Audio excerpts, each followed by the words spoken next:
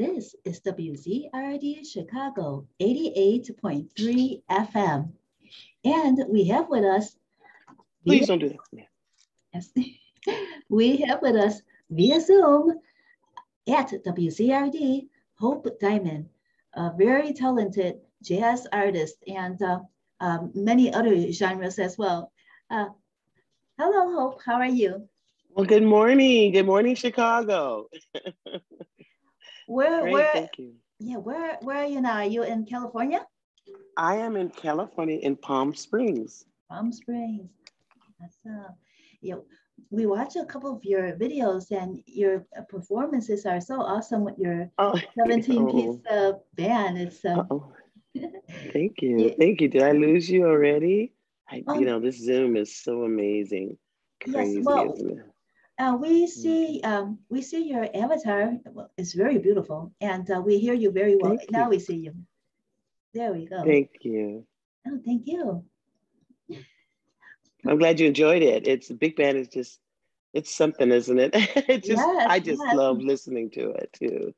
How did you connect with such a big band to accompany you? It's a lot of work, and they have to compose everything, and there's so many parts moving parts, but it's done so well, so beautiful. Thank you. That means so much to me. When we decided to put this album together, the conductor was so excited for just what we've done in entertainment. He decided to just chart all the arrangements to make sure that they're great for the radio and great for the album.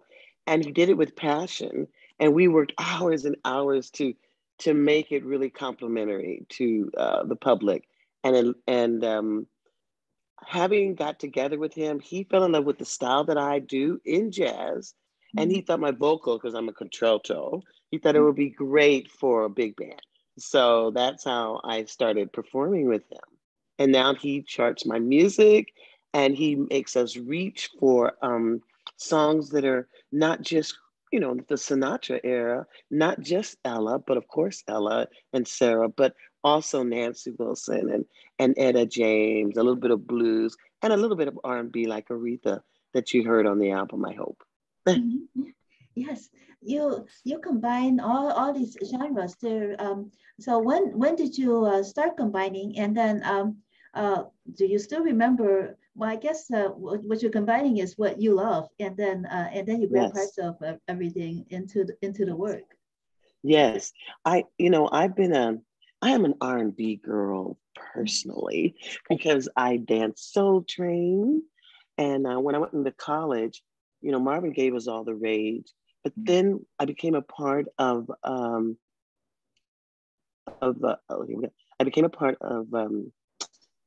the era of Marvin Gaye, and so that made it really, really special for me then.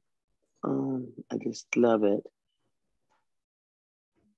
So I'll come back in. It's just, I put this on airplane. The thing about Zoom is, you put it on airplane mode and you're hoping that nobody's going to disturb you, but I guess that's not the case.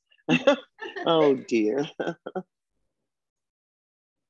Yes. We should have mentioned that it's best to use a computer or desktop. I think you might be using the phone, right? iPad. And I will remember that. I'm going to see if I'd have to walk over there to my iPad. But I'll pull everything up. Yes. Oh, yeah. But I've been really excited about, and I'm going to just walk around my house over to my bigger screen, but we can keep asking questions. Okay, of course. Yes. So you were talking about how you really loved the Marvin Gaye, and then you applied aspects of Marvin Gaye to your work. But let's start from the very, very beginning. The very beginning. Yes, huh? Yes, you were a child, and then you became interested in singing, and you started singing at the church, or what happened? How did you start? I have been singing since I was 4 in the church. Wow. And and it was what you do. You got up and you went to church Sunday all day. And then it was such an honor to be able to join the choir and to sing in the choir, and that just made it really special for me because the bigger adults, and you just sing to your heart's content, and you're there. Some people, I've learned that not a lot of people did church all day, but for us, it's what you did in my home in Los Angeles, and when I visited in my family in Shreveport, Louisiana, I spent a lot of time in church. So your voice became very active. You learned a lot about three-part harmony, and you learned a lot about just the blues and the soul, the blues, and you learn about yourself as a people, So was that the most interesting part for you as a little baby girl at church? Did you like the songs and the singing the most? Well, as a little girl, yes, I did. Because you get to dress up and you go to church, and it actually helped in my not being as fearful about being in front of people. You did what you did, and you eventually even enjoyed that people complimented you and they liked it. Yeah. Well, did you ever have stage fright, or you saw that everybody was enjoying singing and then you enjoyed it too, and you never have any stage fright? That is correct. Yes, no. You did maybe at first because you didn't know, but then eventually you knew. It's almost like you went to a higher spiritual sense, and you knew that you are really helping heal the souls of your people in church. And so it was there. Yeah. What did you do any solos in the church choir then? Yes, that was exciting for me as I grew from age 4, 5 to 7, age 10. You took on solos, and church has been pretty much a part of me. I still enjoy the relaxing. Yes. Awesome. Well, do you still remember how old you were when you first sang a solo in church? I think I'm sure I was 8, because I was a tall girl, so I looked older. So yes. Wow. Yeah. And what about vocal training? Because you have a very good control of your voice. And then did you learn that at church, or did you get vocal training afterwards? You know what? I think it's imperative that you do have some vocal training so you understand when you're older, but primarily 99% of mine came from the church. And I also know now from musicians and people I speak with that do music that my vocals were saved because I didn't smoke. And so a lot of the older singers back in the day, that was what you kind of kicked back and you smoked, and you drink and smoke. And I was very blessed that I didn't like smoking at all. And so I think that has really assisted in making my vocals stronger at this time, and holding notes and breathing, which are all natural things that I grew up learning. Yeah. And what about like a diaphragm breathing and all that? Did you learn that at church, or where did you go to school for any music? I did study music in college, but it was more of learning about jazz and listening to Ella breathe, and Sarah breathe, and Billy not breathing, and tempos and your vocalese, how you projected yourself. And what I love was holding a long note. I worked very hard because I used to could hold a note for 10 seconds. And I learned that the longer you held a note and the beauty of the note, it was very pleasing to the audience. So one of my very, very personal goals was to learn to sing and hold a note like Luther Vandross, very long. He does about 30 seconds. I can do about 19 to 20. And I am so loving it because it meant that my diaphragm, my vocal cords, that everything is clean and clear so that the note will be pretty. So I'd inspire all artists to really strive at that note because it makes a difference in your concert also. They call it the money note. Yes, and then when you do it correctly, then you don't hurt yourself too, and then it sounds so much more beautiful and perfect. That is correct. And you do want it beautiful. So when you take that breath, and I'm still holding it right now because I'm going to release it in a second, it's slow and long. And being a contralto, I felt that it really is very lovely because you can take it from here up. And so the big band, my conductor, Paul McDonald, actually loved that too. So he thought it was a great asset to my big band feel. So you were small, and then you loved the singers like Ella and etc. And then you were Absolutely. actually just imitating them, learning from them, and just absorbing how they breathed Yes. without having any lessons, any real vocal lessons yet. Yes, that is correct. Wow. That is correct. And You and must I be an didn't old know. soul. It must be what? You must be an old soul. When someone, and you didn't know. I didn't know. I just did it. I just knew that it was the most pure way to bring across your sound by listening in the ear, listening on the radio. And that is what I do 99% of the time. And Yeah, I think because you were young when you started it, and you just had that interest, and then usually kids they learn much faster. But since you were hooked on voice, and that was your main interest, you were able just to learn from the masters themselves, like what as they were yeah, doing it. How about that? I know. Even, and then I found myself imitating them to the point that I said, you know what, I got to find my own style. And though I absolutely enjoy the vocals of men and women that have the contralto sound of that bass or the tenor, I know that doing R&B, it just really brings your voice all the way around. Very hip sound. At what point did you did you veer off and try to find your own voice? About how old were you, and then what was the epiphany that now is the time I've learned from so many of the greats, and now I want to find something that I like I can do. I didn't sing for a long time. After college, I went to work, and in the 80s, I'd say, I kind of lost interest.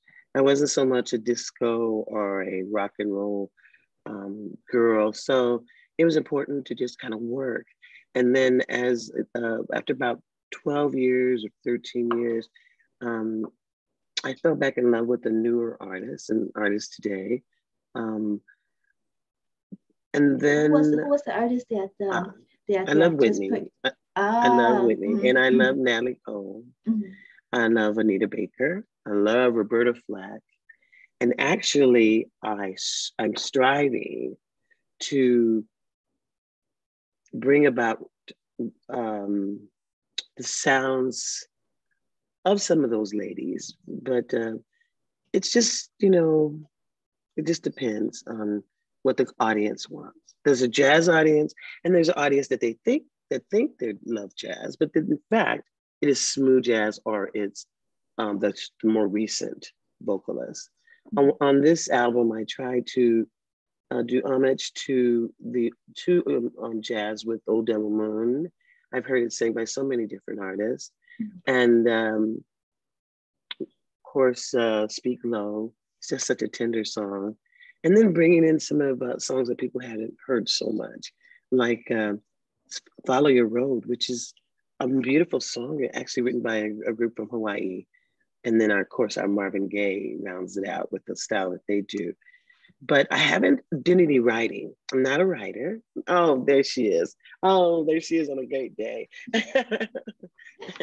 Yes. And Phyllis Hyman is absolutely, if anyone knows her, I'm aspiring to do her music my way, but with definitely some of the tones that she brought when she sang.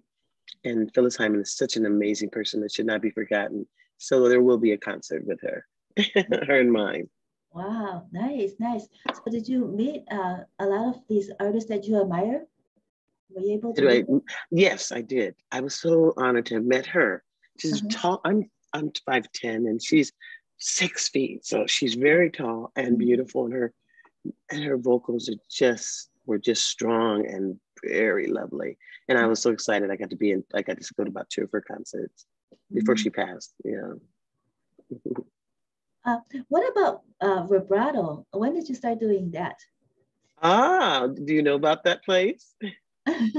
I was in West Class too, back at Wright College, and I learned about vibrato. Oh, wow.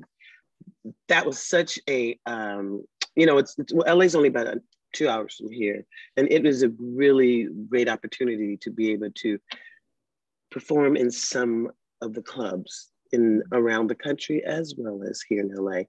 Mhm. And that was one place I had to go, and I was invited to be a part of that a big band show there recently, and it was very special, very special. Oh. Actually, I that's very interesting. That too. If I hadn't asked you this, I wouldn't have we wouldn't have learned about that. But I was talking about vibrato as a voice vibrato.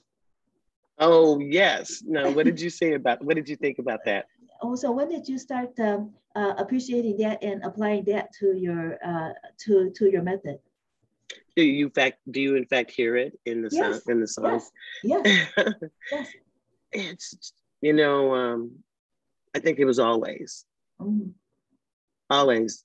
It was very natural to do it because keeping the voice strong and then yet to be able to waver it, the Mhm. vibrato, to do Mhm. that really requires control and your appreciation for that sound so that you don't overdo it. Mhm. I've Exactly. certainly heard it overdone and it sounds old. Mhm. Yes, exactly. We just love the way that you do it. Oh, Uh, thank you. can you tell us where you took classes? Where did you go to college and at least the more in-depth vocal training? Actually, I went to college in Pomona, Cal Poly Pomona. Mhm. And at the time, it was more about simply studying Mhm. the vocals, studying music, studying the artists that made up jazz. Mhm. And it wasn't until way later, maybe 10, 12 years later, that I learned about the use of vocal lessons Mhm. as a way of continuing your art, not so much that you just maybe are terrible and should take lessons. Someone can say, you need vocal lessons. You'll go, well, that's rude, but in fact, it actually enhanced your understanding of your diaphragm, Mhm. how you actually breathe and let out your sound. And so it was very, very, very good. I only did about 4 lessons because that was what I felt helped me Mhm. understand how I should approach a song, how you should attack a song or Mhm. not attack it. Mhm. So what about your teacher? Do you ever have any questions and then do you go back to your teacher and ask? I have asked before my teacher. No, I hadn't. I moved on, Mhm. but there are a lot of things on YouTube that also can assist you. Exactly. Mhm. And wow, isn't that great? So Yes. I tell every young singer or an upcoming singer that wants to understand a little bit about the technical aspect of their body as it relates to presenting sound, Mhm. the hum, the vibrato, the scat, Mhm. even breathing and how you let that out.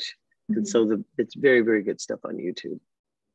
What do you have students though? Because that Ah, one-on-one is very special, and then I think that you would be a great vocal coach.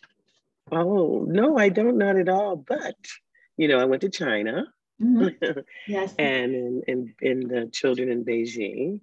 And we were teaching English. So it became necessary, to work very closely with how they breathe, their breath and that they take, and learning how to enunciate a word and to melodically sing a song that was jazz, and to learn about what jazz is, you know, and how it can be very, very hip, swinging, and, you know, very, very tell a story as well. So that was kind of the approach that I took. Never thought so much about teaching students, but, you know, a lot of the artists that I know, that I respect, talk about music and their approach, that they are not jazz singers, they're stylists. And so you'll find a lot of my newer artists say they're stylists. And it allows them to sing things other than just jazz, but most importantly, it's how they deliver the song. And so in that regard, yes, I think I would and could teach a class with students who are trying to find their way musically, vocally anyway. So when you were teaching the students in Beijing, you ended up focusing on breath as well. Are you able to disclose to our listeners, at least describe to our listeners, how the Chinese students breathed that was different and not conducive to jazz and to speaking English? Well, we all know that, well, no, we not all know, but in their dialect, you know, there are words that are absolutely not possible for them to form sometimes in their mouth. Like when I was teaching Louis Armstrong, A Wonderful World, it was so beautiful and exciting for them to learn it. But I had to do rudimentary stuff, just like tree and the way that their mouth would form. The letters became really important in terms of the enunciation, how important they, that I understand that sometimes words were not going to be formed perfectly with them. And then we'd have to write and make things colorful, drawing the rose and the letter Z, and just teaching it was just interesting. And then at the same time enjoying the way that their language was, and the way they said words too, was very special as well. And so to make it fun and not have to be so hard with it, you know. Absolutely. How old were the students? 12, 13, 14. Did you understand any of their Chinese? Do you have any rudimentary understanding of Chinese? Mandarin at least? Yes, Mandarin, yes. Especially hello, ni hao, and and as I went along to dinner and learning places, dining, I had a assistant with me who definitely would make sure things are comfortable as we went down the street to the bank or checked in a hotel, and going to the wonderful buildings, and just enveloping the whole experience was just beautiful. At Christmas time too, and learning what their thoughts are about it. They have bunny rabbits, and they have cowboys, or maybe, and they'll have different things that relates to the fireworks and what they think Christmas is, and then me sharing what I feel. It was just really personable and beautiful. So you spent only a couple of weeks over there teaching them? To about 3 months, yes. Oh, 3 months. Okay. Awesome. Well, that's such an interesting experience. How did it come about? And were there other people, other musicians that taught English via jazz or via song, or were you the only one? I was the only one. The private schools that I was in, I'd go to about 6 a day. It was a very large organization, Makers International. And I learned about the subways, which I'd never done before, and learning to get around in taxis, which you don't have to do so much in Palm Springs. And also, I can't remember, see you asked me 3 points, but most importantly, it was a very, very good experience being one of the few people there from America in this particular class setting. It was a lot of energy. It was very, very lovely. They love sports, of course. And then, but they were very interested in why I was left-handed. Mhm. I thought it was so interesting. They interrupt Oh, class and ask that. oh, And wow. when they see me eat chopsticks, because I didn't know how to eat, I knew how to eat chopsticks. So they thought that was fun. It broke the ice. It made it really special. Mhm, And they were also just like kids everywhere else. They were mhm, sometimes naughty and disrupt class and be silly and stuff like that. mhm. But mostly they were there to learn. And the thing that was interesting was their parents would be, many of the parents would be sitting in the back of the room Oh, watching what you teach them. oh, wow. Yeah. That's really awesome because that's Mhm, such a beautiful way to teach English. And mhm, so Makers International brought this together. Do you know if they brought in other musicians to teach English in a different way, or mhm. it's such an you know, like a breakthrough and insight to use jazz this way. I am. You know what? That's a really good question. I'm not sure. I know that they did enjoy it. Mm, We I guess that's why I had to do 6 different schools a day and get on the subway and go to different schools throughout Beijing. I certainly love the country and love countryside and learned a lot about travel there. mm, Um, it is an interesting way, and in the goal for them is to prepare their students for their time in America at Yale and being competitive and being more understanding socially, mhm, musically, creatively, and historically understanding music as an elective possibly in the school that they aspiring to go to, like Yale or schools other UCLA or the other ones, and they start young, and that was mhm, beautiful. And mhm, and many of them also are musicians. The students, mhm, you know, they go on to their next class, which would be an instrument. mhm, So I know it was probably unique for them to meet an African American jazz person mhm, in flesh learning about music. mhm. Well, let's put it this way. I'm thinking that the word spread that you were there and that you had very interesting classes. So when you signed up and went to Beijing, how many schools were you going to teach at? And then, of course, you ended up teaching at 6 schools. So what was the beginning number? Two That's schools what. at first. Yes. And before I left, which I had to, things changed in China.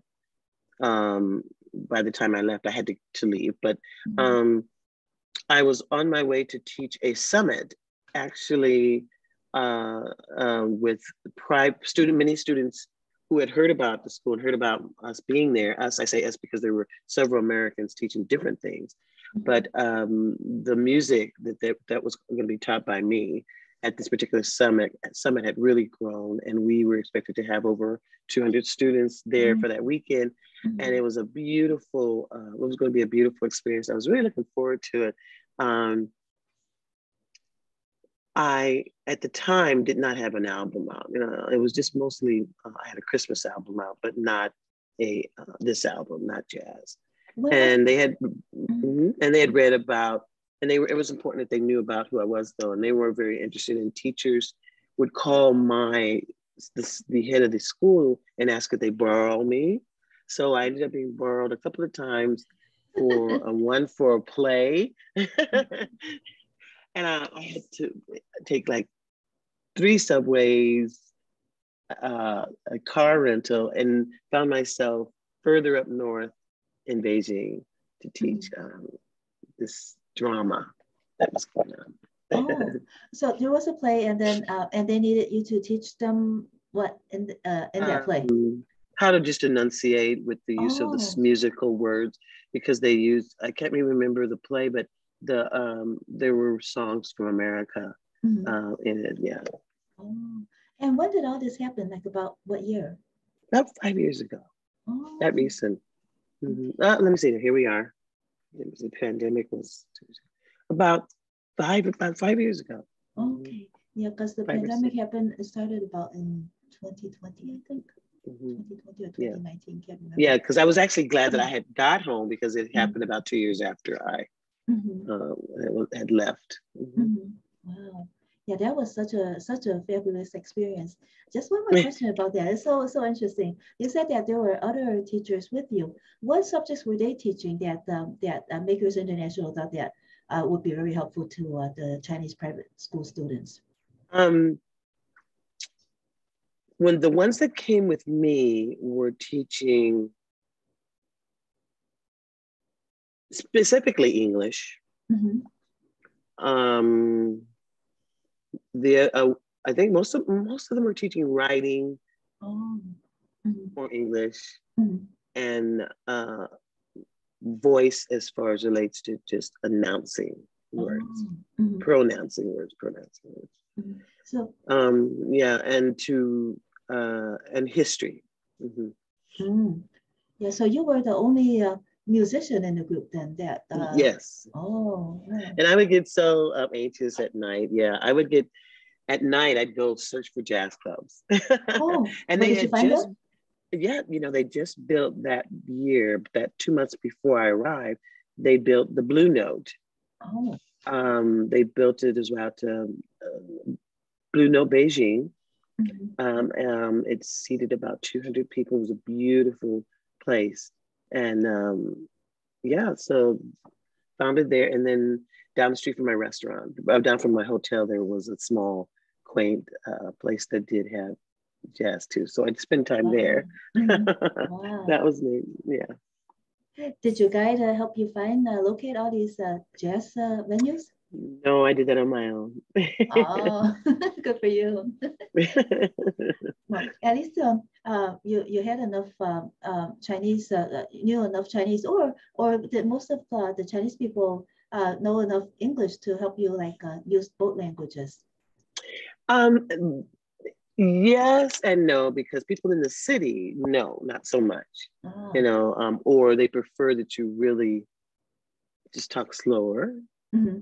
But at the shopping malls, yes. The people that had the businesses, but the people on the street, no, not so much. So they were mostly. But being the capital, you know, they knew it was important. Important to know at least a little English, right? Yes. Wow. That's very so interesting. Okay. How did you get your first break in the music business? Well, let's see. As I walk over here to get some water. Excuse me if I walk. Sure, of course. You mean to professionally? You mean? Yes, yes. Well, yeah. Let's do both. Okay. Not that professional and professionally. Well, I first encountered musicians who didn't think I could sing. Oh, why not? What because they had never heard of me. So they were hesitant to have me start.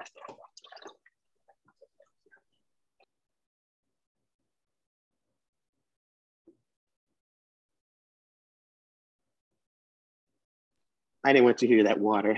That's okay. They were hesitant to have me, you know, like perform with them, like jams, Sunday jams, very popular. And then they got to know me. And then they go, okay, but then they said, well, you're new to jazz, but so we'll have you in the end, you're a singer. And so I waited my time because they were great musicians, you know. And soon they would let me sing earlier because I became a showstopper. So that was exciting. And they respected me more. They felt that I did have the chops to carry on a jazz tune. So that was good. So the audience really liked you when you stepped up to perform. Right. And I was like, and to this day, I'm always still honored about that. I'm honored. And then a band said, hey, why don't you join our band?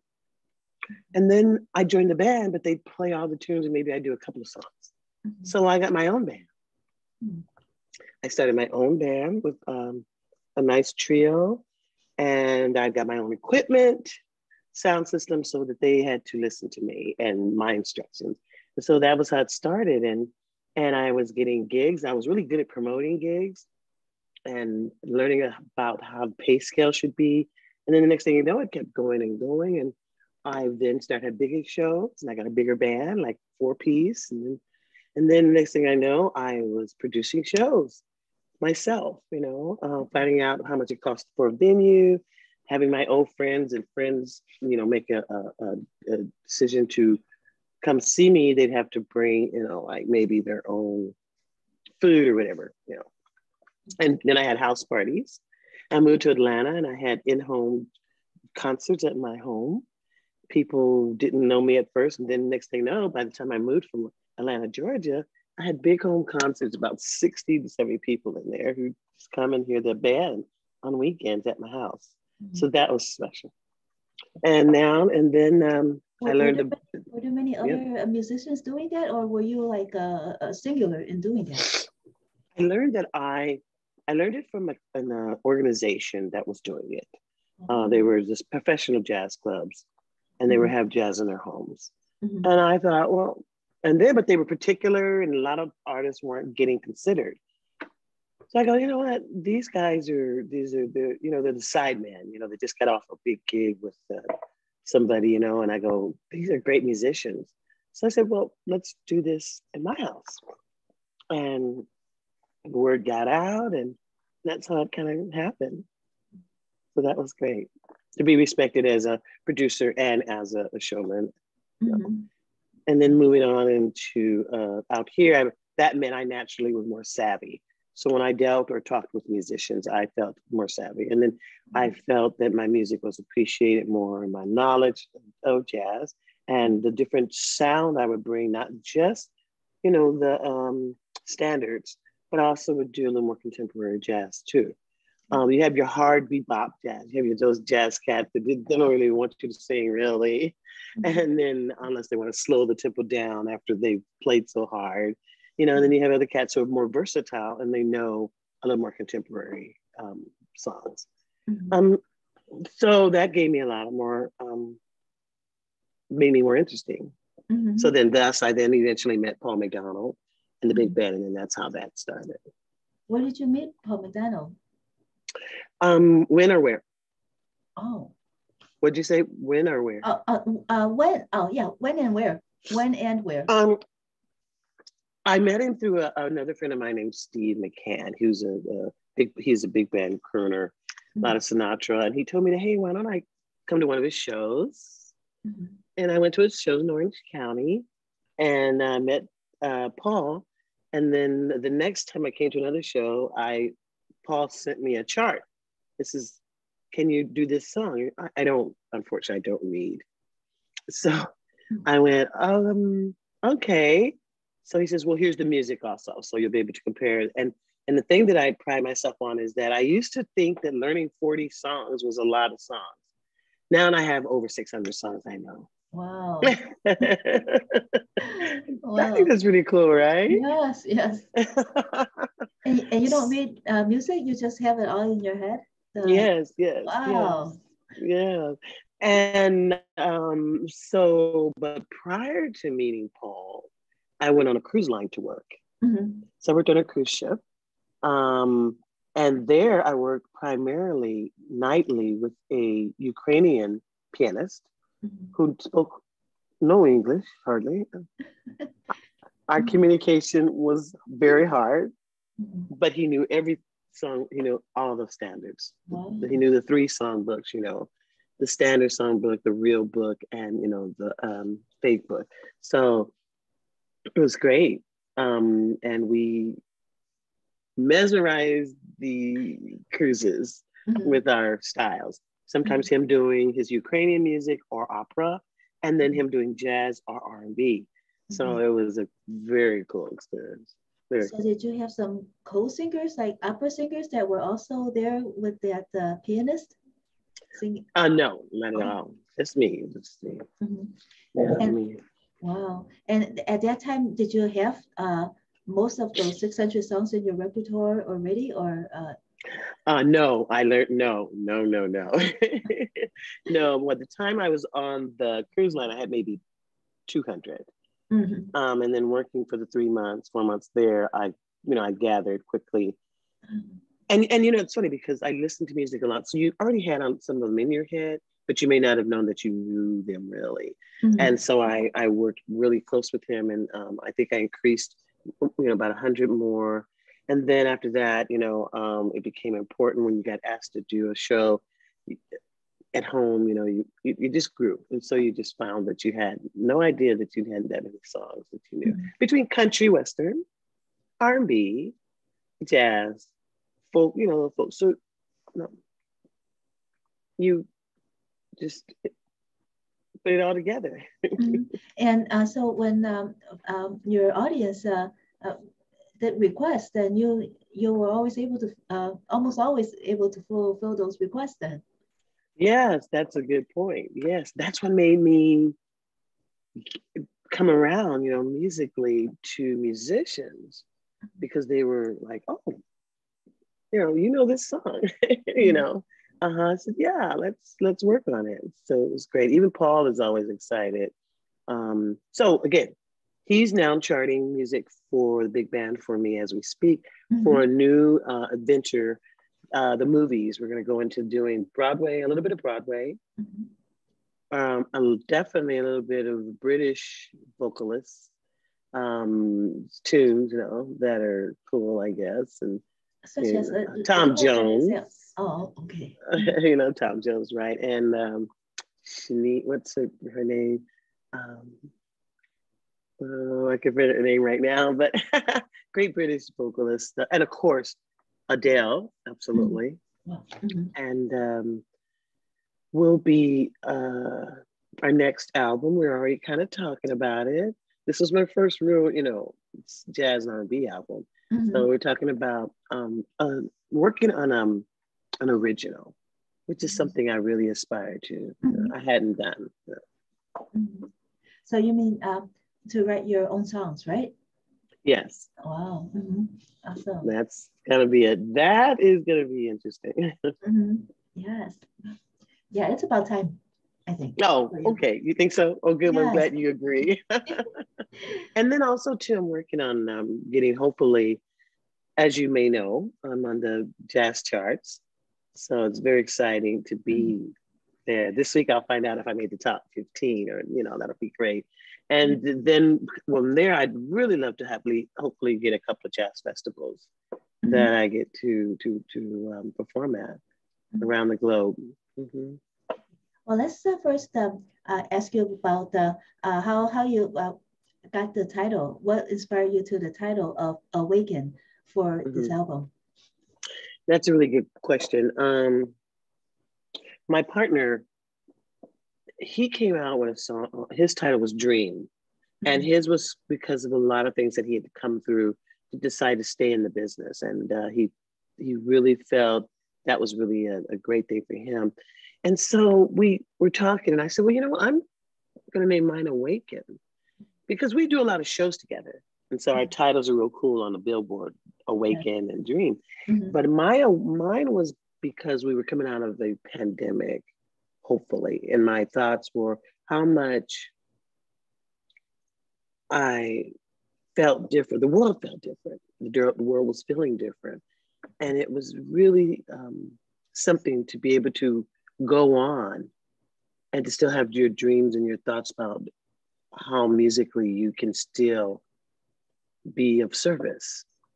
And this album was done during the pandemic with great musicians and coming and finding ways to be in the room carefully and make this happen. So it was really special. Quite an awakening. Yes. Because earlier when you spoke when you said that you wanted to do more festivals, jazz festivals, you had done a jazz festival at the Panama Canal. So how did that come about? And when was that? That was about 3 years ago. January, about 3 years now. Yeah. And a friend of mine performs there every year. His name is Shay Welch. And John Coltrane's daughter performs with him, but she could not perform with him that year. And Oh, he is in my big band.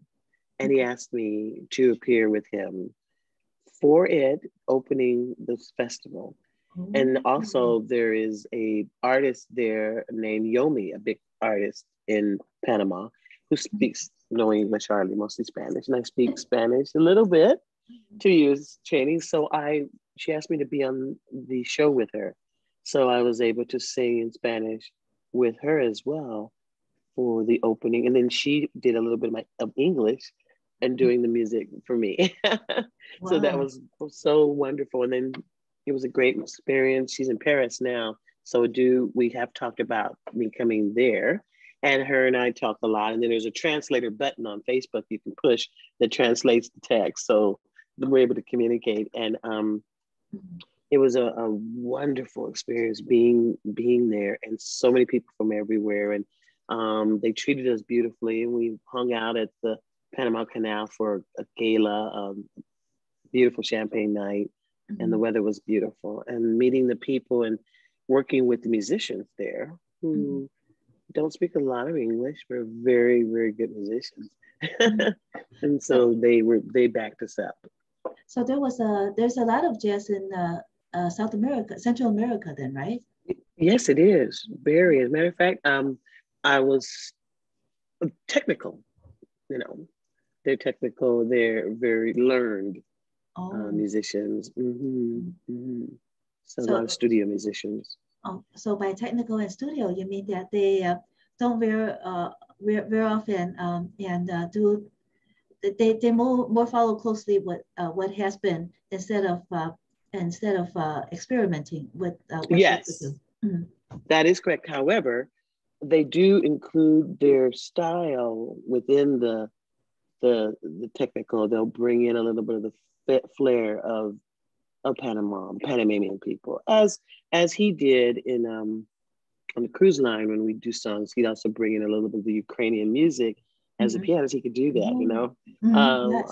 And it was beautiful feel, you know, And very, very nice. looking back now, you could tell what part of his technique was Ukrainian that was separate from other jazz, right? Yes, yes. Mhm. Now that I look back at it, right, exactly. The way he'd hit the keys and the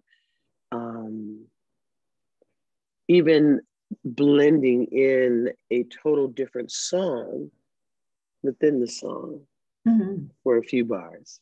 Mhm. And that was really special, very special treat. And they did that in Panama. So it was very cool.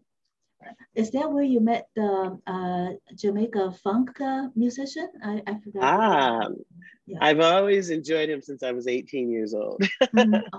Oh. He is, his music, of course, spans the time in terms of very hip hop, you know, but found out he was a jazz man too, just Mhm. the month I met him. And that Mhm. was when in making the song, I mean, in the arrangement of the song, he had come down to visit someone and we were all together at the studio. And Yeah. he said, hey, you know, I really like what you're doing. I'd love to be a part of your album. And I Mhm. went, oh my, okay. And so he did it in his Oh. jazz dude, because we don't think of him that way, do we? Sometimes Mhm. I Let's don't know. give the listeners his name so that. Oh, Tom Brown. Mm, Yes, Tom Brown from Jamaica Funk. mm. Wow. Mhm. Yes, that's really awesome. Yes. So, what other artists have you encountered and then that just blended with what you were doing, like what happened with Tom Brown?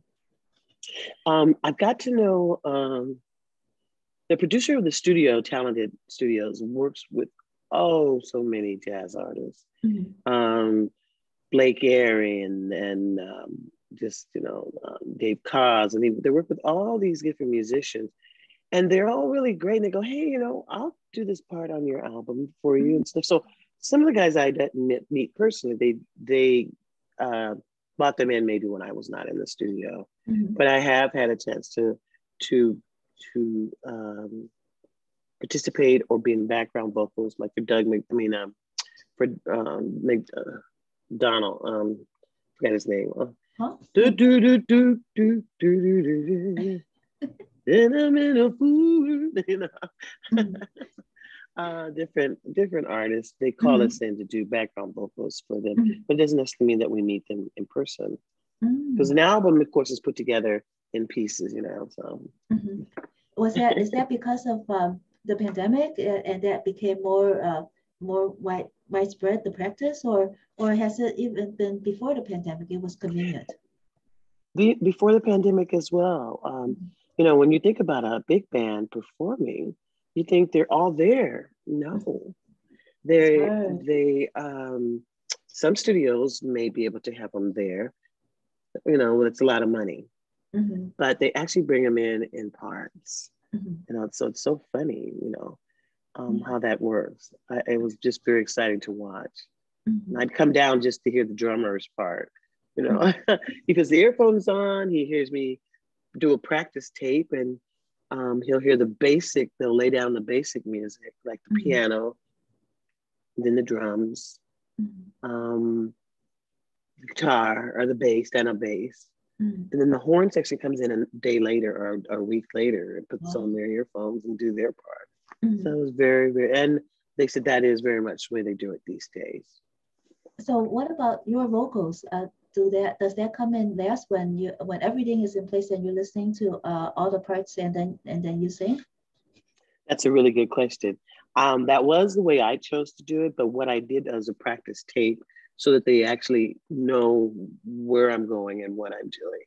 Mm-hmm. And then the thing about big band is so interesting because you don't have a lot of wiggle room to be creative, Mm-hmm. you know. So it's very succinct, and you know, when you come in and when you don't, Mm-hmm. and how you don't step on another musician that might be having a solo, even though I love humming with them sometimes. I go, no, you Mm-hmm. can't do Mm-hmm.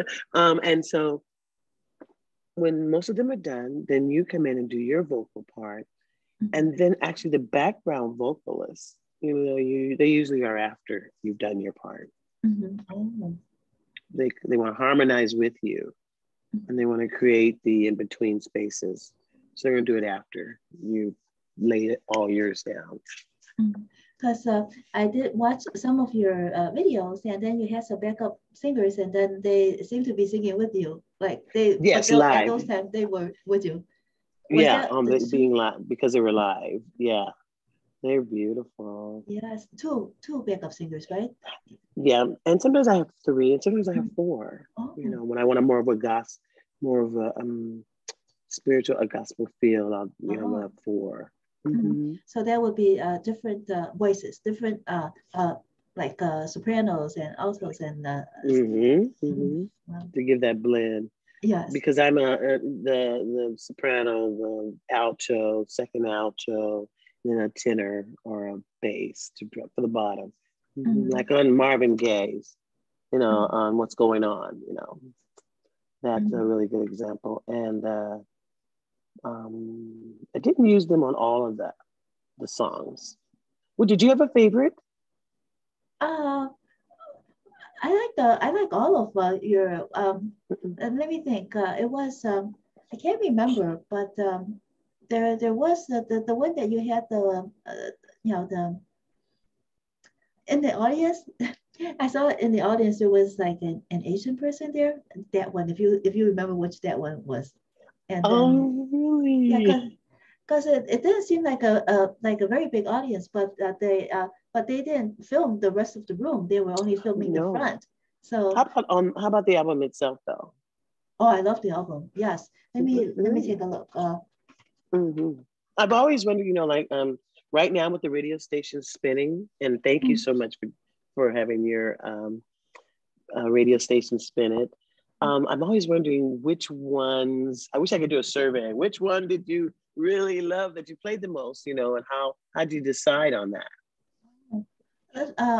I think I really enjoyed Never Can Say Goodbye. That one. Mm-hmm. Mm-hmm. That one kind of stuck with me. And let's see, maybe until you came back uh, to me. I think maybe those two. And so interesting, being in jazz radio, and those two you spoke of are Yes. R&B. Oh. Oh, so what jazz, R&B and jazz combined then, like with a jazz twist? Mm-hmm. Yeah, there Oh, you go with it. wow. Wow, that's really nice. Yeah, that is, yeah. That's something that I wanted to ask. Let me think. Mm-hmm. It- when you Mm-hmm. when you're putting the album together and then you do the vocals, and it was something like that. It was along those lines, and then um, downbeat. Yes, that was what I was actually listening to when you were performing at the clubs, and then I could hear some of the downbeats in which after the downbeat you come in, but there were a lot of parts where there wasn't any downbeat, but you still you came in at where you needed to come in. Uh-huh. So how do you how does that come together without the downbeat? Okay. A little bit of improvising, I think, but and that's a really important question, because even with big band, you have to know when to come in. All this music is going on. Mm-hmm. Like Exactly. there's one song, it is Let's Face the Music and Dance. Mm-hmm. And there is just so many instruments playing. Mm-hmm. And so you'll hear me just kind of dancing, having a good time up there.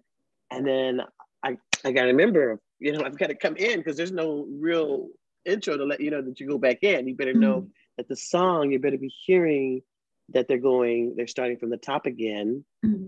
and they're coming down. And you've got to hear when it's time for you to come back Mm-hmm. in. or won't be very nice. Yes. So it's basically you just have to memorize and then you Yes. practice and mhm. Wow. And Mhm. you have to know that song, Yes. and you have to know when it's going into a solo or Mhm. instrumentation. Mhm. And if they're starting Exactly. at the top, they're coming down, and you're hearing it. And you could almost come in too soon, if you're not Mhm. careful enough. So that Mhm. definitely requires understanding the song parts. Mhm. And so I did. Yes. Because sometimes you come in right after a solo too. Yes, you Mhm. do. And sometimes you need to, because you need to cut that solo short. Because if Oh. you're not careful, they'll keep going. Oh. So it's not planned then? You have to come in, otherwise they'll just keep on going, or They'll how, they how does think that? they're the leader, and they'll start. Oh, they'll, they'll take it they're away. the, They'll take yeah, it. they'll take it away. Yeah, they're in the field, and you have to go. All right, thank you, bye bye. And then you come in. Huh? So That's they're the having too technique. much fun. Mhm. Yeah. Oh, nice. Yeah. So it's very, very special. Yes. They know. They know Mhm. I don't mean harm. Mhm. Okay. Now, do you mentor any musicians and students? That's a really good question. Not at this time. Mhm. Not at this time. I should, but not so. I used to have a little jazz club here called Mhm. Frankie's. And we did have students that came in, but we just mostly opened the door and allowed them to come in and be creative in when the space isn't used for music. Mhm. Um, Creating that was a real special thing for me. I'm here in the desert. Have you ever been out this way? No, no, I've been Mm. out the other way, Florida way, but not Mhm. California. Not yet. Well, I want to invite you out to come, Oh, thank and we'll go to a couple of jazz clubs here in town. Oh, that would be awesome. Thank you. Okay, you're Yes, welcome. yes. And I had never been your way, so one day I'll come out that way. Hmm. Yes, that would be Mhm. wonderful. We have a lot of jazz clubs in Chicago. Lots and Ah, lots. I used to hear that so much. Mhm. Right. In the winter, we get snowbirds from Chicago and Canada and they're musicians, and they come here. Oh. And for 4 months, they come here and perform. Yes. It's really special. Let's see. So as far as students, no. Yes. Yeah. Interns, I think. Yeah, I think I wanted to ask you about the interns, like in all your experiences with the different musicians and your work in production. Do you ever run across some aspect of the work that has interns working, or at least volunteering or being a part of what you all are doing? It's a really good question. It's always, we have great young people that want to just be in the scene and be their lovers, like I was as a young person. I just wanted to be there. You don't have to pay me. I just wanted to come and be a part of the scene. And so we do have so many great young students that want to learn the art of jazz, and as a singer, learn it right and sing it correctly. And so they come and they're so wonderful, and they just want to help and be there. And so some of them became some days, just want to come and help set the table and just be there, make sure that the room is great. And so that's real special. I love working with young people, but I haven't so much, they haven't been so much a part of my drive yet, my life yet. Would they, if they do come in, if you do run into them, are they mostly college students or high school and college students? College students. And is it that they just heard about the venue and they come, or is it something else? They would heard about it, and they were in the audience. They go, "Oh, I would love to," and they say what they're doing, and I go, "Oh, well, come on by on this date," and like that, and that's usually how it happens. So you're kind of like giving back, because that's a little bit how you began, and then you're giving a chance to them. That is absolutely right. It's so special to be able to give back that way. Speaking of giving back, WZRD Chicago, being a nonprofit radio station, must be responsible to the community we serve. So WZRD is mandated to file quarterly issues with the FCC on non-entertainment community-focused programming. And we like to assess the community for quarterly issue topics, and with 3 questions. First, what is most important to you? Just to Hope Diamond. In terms of what is important to your heart. It doesn't have to be your specialty, your art. What is most important to you? I think I find myself daily wanting to know how the planet is doing. I am a person that I love it. My husband's very dynamic individual himself. He's not a musician, but he's very much a musician, and he speaks to the rhythm of things that are concerning as well. And so we kind of together talk about it in the mornings, what's going on worldly with children, what's going on with we have a cat, so we love hearing about great things that may be happening. Are people helping animals? And but I particularly love seeing what's happening with women in growth, as far as it relates to businesses, small businesses, and the government helping and making it possible for them to make their dreams come true.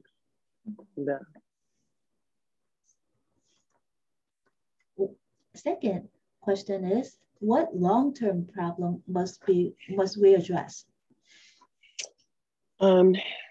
We have to take care of the children better. We have to take care of the young people who are the future, and that would be teaching them how to care for the planet better. That's how I feel. This is so we need to listen. So we need to listen to them. Right, right, absolutely. Yes. Yes. Okay. This is WZRD Chicago 88.3 FM. And we are interviewing Hope Diamond, jazz artist. So Hope, the third question of our community assessment is, what problem must be resolved now? The issue of water, our drinking water in the system. I cringe when I hear about something's happened in a water system in LA, or as it relates to even part of the desert, which is small, but there's parts that are concerning. It is, to me, such a simple thing, but it's a very important thing to our living. So they need to never, ever have to have that problem. They need to put money into making our water cleaner and more accessible, and therefore taking care of the planet, the gardens, the trees, and the food that we eat. Yes, because all of that affects the water. Everything affects it intimately. Yes, and how we drink from the bottles we drink, from everything, and just cleaner living. Yes. There was a question that I missed. So you chose the name Diamond. Were you thinking about the Hope Diamond, the famous Hope Diamond, or something else? People would say to me when they'd hear my first name, Hope, and they would say things like, "Oh, you are the diamond," or allude to something. And a few years back, we thought reinventing myself and becoming even more, as I entered the stage and presence of more and more people as I grew. We decided the stage name would be great, like Hope Diamond, and boy, it has taken off. It brings such a smile when I give them my card, and so I knew it was working. And so it was just a no-brainer. It's wonderful. Your name is very, it's wonderful, and the album Awaken, it's I Hope Diamond, wonderful album. And thank you. Would you like to give our audience any contact information about how to learn more about you, Hope Diamond, and about your work? Yes, you can reach me at www.hopediamonddeans, which is my actual last name, DEANS, hopediamonddeans.com. And I'm actually available on iTunes, Spotify, and many of the other sites. Amazon, I even found out. And so you can find me there. You can also, when you Google me, you can get my contact information and how to reach me and find out where I'm performing at. One more question that I just thought of. What do you know who helped you register your ISRC codes? Because your tracks are are generating on our automation detector, and some artists are having a big difficulty, getting their ISRC codes properly registered. So, any advice that you could give your fellow artists about that? Thank you. Thank you. Okay, let's see where we're at. Okay. I found that hiring a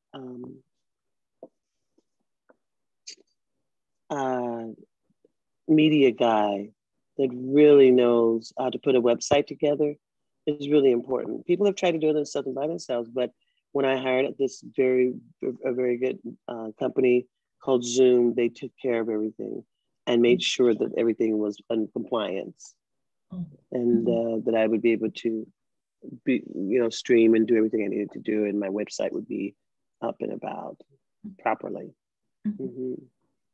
But what about your individual tracks? Each track has its own ISRC code, and it pops correctly on our automation.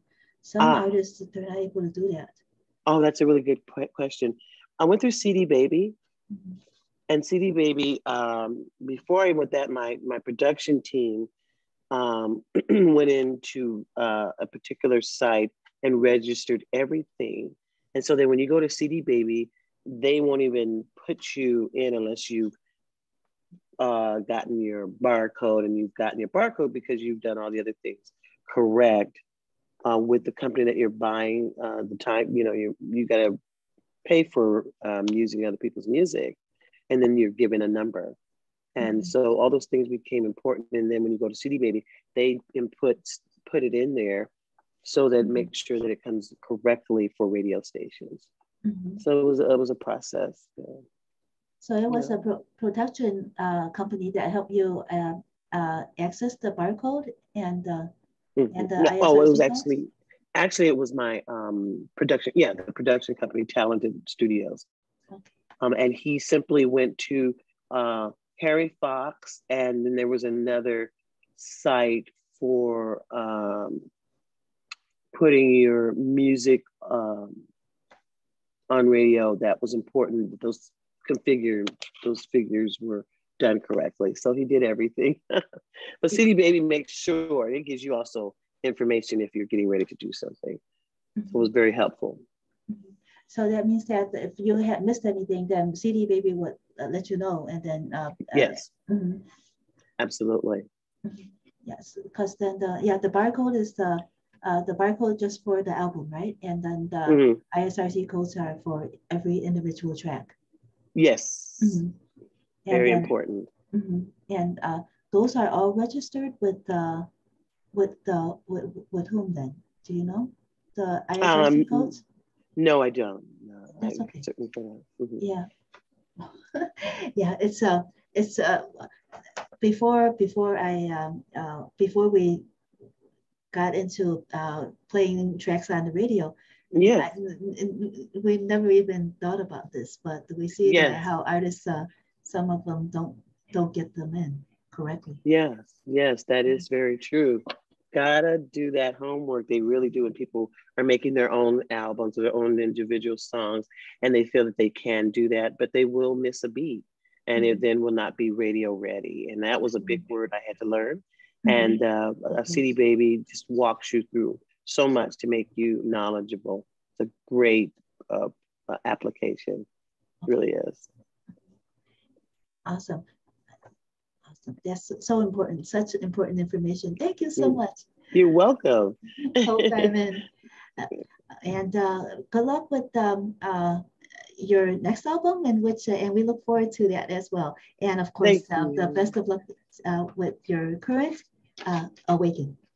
Thank you, Trudy. We shall stay in touch. Absolutely. Thank you so much. Be safe. Bye-bye. Bye-bye.